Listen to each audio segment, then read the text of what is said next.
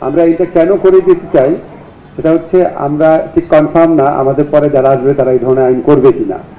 আর হচ্ছে আমরা এই আইনটা খুব শক্তিশালী করতে চাই, এখানে যে কমিশন আছে সেটাকেও শক্তিশালী করতে চাই, কারণ আমরা এটাও কনফার্ম না পরের সরকার যদি গুমের কোনো আইন করে সেটাকে শক্তিশালী করবে কিনা এটা কনফার্ম না।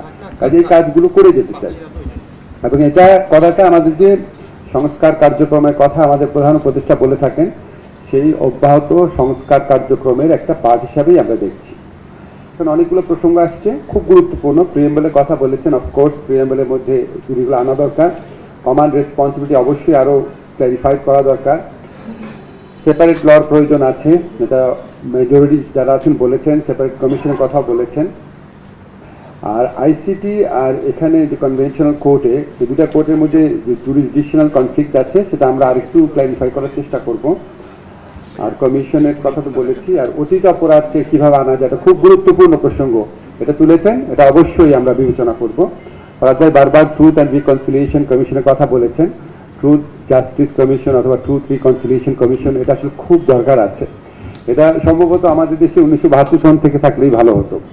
তো আমরা সবকিছুই আপনার খুব কনফ্রন্টেশনাল ভাবে নিষ্পত্তি করতে যাই, আমরা একটা জাতি, সেটার বাইরে এই ধরনের চিন্তা চেতনা ফরাদ ভাই বলেছেন, আরও আমাদের অনেকেই বলা দরকার।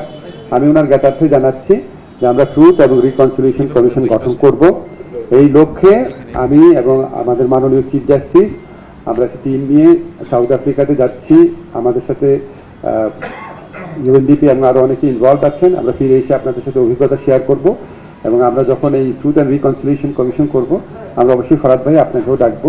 এবং আমার মনে হয় আমরা অনন্তকাল হানাহানি করে আমাদের এই জাতির মুক্তি হবে না, আমাদের জাতীয় ঐক্য গড়ে উঠতে হবে এবং যারা গণহত্যার মতো মানবতা বিরোধী অপরাধের মতো ঘৃণ্য অপরাধ করেছে তারা তো খুব বেশি সংখ্যক না, তো তাদের উপযুক্ত যথেষ্ট পরিমাণ শাস্তির ব্যবস্থা অবশ্যই আমাদের করতে হবে এবং তারা যে এই জাতিতে একটা বিচ্ছিন্ন, এই জাতির মূলধারা থেকে বিচ্ছিন্ন সেটাকে এস্টাবলিশ করার জন্য হলেও আমাদের ট্রুথ অ্যান্ড রিকনসিলিয়েশন কমিশন করতে হবে।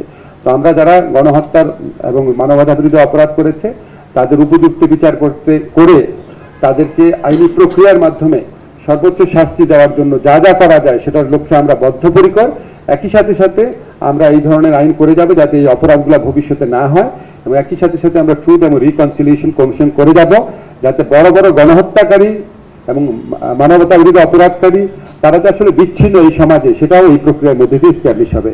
আপনাদের সবাইকে আসার জন্য ধন্যবাদ জানাচ্ছি, আরও করবো, আরও যা যা সাজেশন এসছে অত্যন্ত গুরুত্বের সাথে আমরা বিবেচনা করব।